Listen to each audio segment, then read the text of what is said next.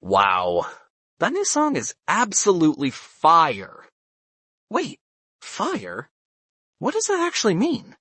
And why do Americans keep saying it? When Americans say something is fire, they mean it's incredibly good. Excellent, impressive, or cool. It's a high compliment. Unlike cool, which can be a casual, okay. Fire usually implies a much stronger, almost overwhelming positive reaction. Think amazing, epic, or mind-blowing. For decades, terms like groovy, far out, and later rad or dope ruled the slang scene for expressing extreme approval.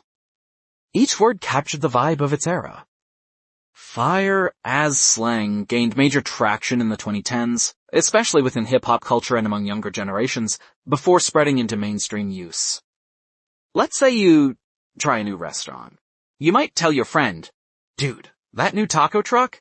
Their carnitas are absolutely fire." Or maybe your friend gets a new pair of sneakers. You'd say, "Whoa, those new kicks are fire. Where did you get them?" After watching a live band or a movie, you could exclaim, "That guitarist's solo was fire. The whole show was incredible." Even in texts, fire works. You might text a friend, "Just saw the new trailer. It's," using the emoji for emphasis. While fire is super common, it's definitely casual. You wouldn't typically use it in a formal business meeting or when speaking to your boss. Also, like any slang, overusing fire can make you sound less natural. It's best reserved for things that genuinely impress you. So, remember, when something is fire, it's not just good, it's exceptionally amazing.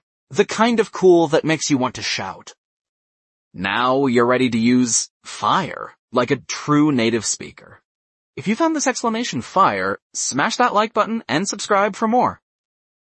Next time, we're breaking down another expression that sounds wild, but means something completely different.